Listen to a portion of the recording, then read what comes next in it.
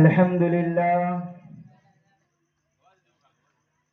لله رب العالمين، والصلاة والسلام على رسوله الكريم، أما بعد، فقد قال الله تبارك وتعالى في القرآن المجيد والفرقان الحميد: أعوذ بالله من الشيطان الرجيم، بسم الله الرحمن الرحيم. يا أيها الذين آمنوا قوا أنفسكم وأهليكم نارا عليها ملائكة غلاظ شداد. صدق الله العظيم. وقال النبي صلى الله عليه وسلم: العلم في الصغر كالنقش في الحجر، أو كما قال عليه الصلاة والسلام. محترم حضرات اور پسے پردہ بیٹھی ہوئی میری محترم مائیں اور بہنیں، میں تو آپ کے اسی بستی کا ہوں، آپ کے گاؤں کا ہوں، اور یہ گناہگار چہرہ آپ روزانہ دیکھتے ہی ہوں گے. پھر سوچ رہے ہوں گے کہ ان کو تو دیکھ دیکھ کر تھک گیا ہوں، پھر آخر یہاں آ کر کیوں بیٹھا.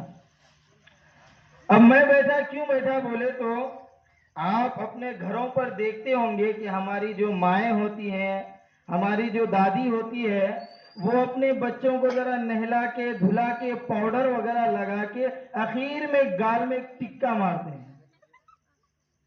وہ کیوں مارتے ہیں؟ وہ اس لیے تاکہ ہمارے چھوٹے بچے کو، پیارا سا حسین سا بچے کو نظر نہیں لگنا. اب اتنی بڑی حسین مجلس سے ہمارے نوجوان ہیں، کچھ بوڑھے میاں بھی بیٹھے ہوئے ہیں، کچھ ہماری مائیں بھی ہیں، کچھ بہنیں بھی ہیں، اور اصل جو اس پروگرام کا مقصد ہے وہ ہے تعلیم، وہ ہے علم.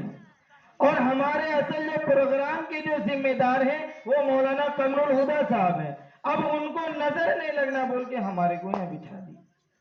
خیر، بڑوں کا حکم تھا، ان کا اصرار تھا کہ آپ کو آنا ہے تو میں آ گیا. میرے محترم بزرگ اور دوستوں، اللہ تبارک و تعالی قرآن شریف کے اندر ارشاد فرماتے ہیں: یا ایھا الذین آمنوا قوا انفسکم واہلکم نارا. اے وہ لوگوں جو ایمان لائے ہو، قوا انفسکم، اپنے آپ کو اور اپنے اہل و عیال کو جہنم کی آگ سے بچاؤ. قرآن کی ترکیب دیکھیے، آپ پہلے امر کا صیغہ لایا گیا کہ آپ پہلے اپنے آپ کو بچائیے، کیونکہ ہم جب بچیں گے تو ہم دوسروں کو بچانے کی فکر پیدا کریں گے. جب ہم خود نہیں بچیں گے تو دوسروں کو بچانے کی فکر کہاں سے پیدا ہوگی؟ اس لیے قرآن کہتا ہے کہ اپنے آپ کو اور اپنے اہل و عیال کو جہنم کی آگ سے بچاؤ. وہ جہنم کی آگ کیسی ہوں گی؟ یہ دنیا کی آگ جس کے پاس ہم جانے سے ڈرتے، بچوں کو بچاتے، خود بچتے ہیں، یہ وہ آگ ہے جو جہنم کی آگ کو 70 مرتبہ بجھا کر اس دنیا میں پھینکا تو یہ حال ہے. وہ جہنم کی آگ کیسی ہوں گی؟ اس لیے اللہ تبارک و تعالیٰ کہتے ہیں کہ اپنے آپ کو اور اپنے اہل و عیال کو جہنم کی آگ سے بچاؤ. جہنم کیسا ہے؟ وہاں کا ماحول، وہاں کا خوف کیسا ہے؟ علیہا ملائکۃ غلاظ شداد، کہ اس جہنم کے اوپر سخت تندخور فرشتے مقرر ہیں. کوئی نرم نہیں ہے، چچا خالو ذرا سائڈ سے جنت میں چلے جانے تو یہ 10-20 روپے لے لو. یہ رشوت جنت میں نہیں چلتی، وہ رشوت یہاں چلتی. یہاں بولے تو مہدی پور کی بات نہیں کر رہا ہوں، ورنہ لوگ بولیں گے بھائی ہم لوگ مومن لوگ ہیں، آپ آگے رشوت خور کے نام پر شروع ہو گئے. میں مہدی پور کی بات نہیں کر رہا ہوں، کسی اور جگہ کی بات کر رہا ہوں. مہدی پور والے ماشاءاللہ ایمان والے لوگ ہیں. تو غرض ہمیں بتانے کا یہ مقصد ہے کہ وہاں رشوت نہیں چلتی. وہاں تو صرف یہ چلے گا کہ تم اچھے اعمال کر کے آئے ہو یا برے اعمال کر کے آئے ہو. تو بھائی ہمیں اس جہنم سے بچنا ہے جس کا ایندھن انسان اور پتھر ہے. اب اس جہنم سے کیسے بچنا، زیادہ بولنے کی ضرورت نہیں ہے. یہ مدرسہ یہ آپ کو بتاتے رہتا ہے کہ آپ کو اس جہنم کی آگ سے اپنے آپ کو اور اپنے گھر والوں کو، اہل و عیال کو کیسے بچانا یہ آپ کو مدرسہ مکتب پڑھانے کے اساتذہ کرام آپ کو بتا دیے ہوں گے، ہمیں بتانے کی ضرورت نہیں ہے۔ بس ہمیں یہ کہنا ہے کہ اس جہنم کی آگ سے بچنے کا کوئی راستہ نہیں ہے۔ اگر اس جہنم کی آگ سے آپ کو بچا سکتی ہے وہ ہے رسول اللہ صلی اللہ علیہ وسلم کی مبارک طریقہ، وہ ہے قرآن کی تعلیم، اسلام کے طریقے، یہ وہ چیزیں ہیں جو آپ کو اس جہنم کی آگ سے بچا سکتی ہے، ورنہ دنیا کی کوئی ایسی طاقت نہیں ہے جو آپ کو اس جہنم کی آگ سے بچا سکتی ہے۔ میرے محترم بزرگوں اور دوستو، ذرا اس بات کو سمجھو کہ ہمیں اس جہنم کی آگ سے کس طریقے سے بچنا ہے۔ اس آگ سے بچنے کا بس ایک ہی راستہ ہے، وہ ہے تعلیم، وہ ہے علم۔ اچھا، علم بولے تو معلوم آپ لوگوں کو علم کس کو کہتا ہے؟ یہ کیٹ، ڈاگ، ایلیفینٹ، اس کو علم کہتا ہے؟ یہ نہیں، یہ علم نہیں ہے۔ یہاں سے آپ جب اٹھ کر چلی جائیں یا آپ حضرات چلے جائیں گے، کوئی باتیں یاد رکھیں یا نہ رکھیں، مگر یہ باتیں اپنے ذہن و دماغ میں گھسا لو کہ علم اس کو نہیں کہتا ہے، بلکہ یہ جو ہم سیکھتے ہیں ابھی اس دور میں، یہ ایک زندگی گزارنے کا ایک ذریعہ معاش ہے۔ اس کو علم نہیں کہتے۔ علم اس کو کہتے ہیں جو بندے کو رب سے جوڑے، اس کو علم کہتے ہیں۔ اور یہ جو ہم کالجوں میں، یونیورسٹیوں میں اور دیگر کوچنگوں میں جو ہم پڑھتے ہیں، یہ علم نہیں ہے، یہ ایک معلومات ہے۔ میرے محترم بزرگوں اور دوستو، ذرا اس بات کو سمجھو آپ کہ علم علم علم ہم شروع سے سنتے ہوئے آ رہے ہیں، آخر اس کی اتنی بڑی بڑی فضیلتیں کیوں ہیں؟ کبھی ہم نے غور نہیں کیا، کبھی بھی ہم نے غور نہیں کیا۔ کیا یہ بوڑھے ماں باپ اپنے بچوں کی زندگی کے بارے میں سوچتے ہیں کہ صاحب ہم تو بوڑھے ہو گئے، ہماری جوانی ختم ہو گئی، ہم تو کل ہو کر آج ہو کر اس دنیا سے رخصت کر جائیں گے، قبر پر چلے جائیں گے، ہمارے چلے جانے کے بعد ہمارے بچوں کا کیا حال ہوگا؟ کبھی ہم نے سوچا؟ حضرت یعقوب علیہ السلام قرآن ایسے ویسوں کا ذکر نہیں کرتا، قرآن اپنے وقت کے پیغمبر حضرت یعقوب علیہ السلام کا مثال دیتا ہے۔ ام کنتم شہداء اذ حضر یعقوب الموت، کہ جب موت کا فرشتہ حضرت یعقوب علیہ السلام کے پاس آیا، کچھ دیر قبل حضرت یعقوب علیہ السلام جب مرض الوفات میں پہنچے تو ان کے جو بچے تھے چاروں طرف سے ان کو گھیرے ہوئے تھے۔ عام طور پر ہم لوگوں کا بھی یہی حال ہوتا ہے کہ جب کوئی ذرا سا بہت زیادہ سیریس ہو تو آخر اس کے گھر کے یعنی فیملی ممبرز ان کو ذرا گھیرے ہوئے ہوتے ہیں، پتہ نہیں کب چلے جاتا بول کے۔ تو حضرت یعقوب علیہ السلام کے بیٹے حضرت یعقوب علیہ السلام کو ایسے گھیرے ہوئے تھے۔ تو حضرت یعقوب علیہ السلام نے اپنے بیٹوں سے پوچھا کہ ما تعبدون من بعدی، کہ اے میرے بچے، اے میرے بیٹے، جب میں مر جاؤں گا، اس دنیا سے چلا جاؤں گا، تو تم میرے چلے جانے کے بعد تم کس کی پرستش کرو گے، کس کی عبادت کرو گے؟ یہ حضرت یعقوب علیہ السلام کس سے پوچھ رہے؟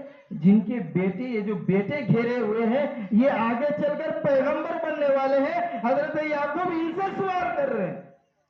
اس لیے سوال کر رہے ہیں کیونکہ حضرت یعقوب علیہ السلام جس محلے میں رہتے ہیں یہ مشرکوں کا محلہ تھا، اس میں مسلمان جو تھے وہ اقلیت میں تھے اور جو کافر حضرات تھے وہ ذرا اکثریت پر تھے، یعنی بہت زیادہ تعداد تھی۔ اس لیے حضرت یعقوب علیہ السلام نے یہ سوال کیا تو ان کے بیٹوں نے یہ جواب دیا کہ ابا جان آپ پریشان نہ ہو، میں آپ کے دین پر یعنی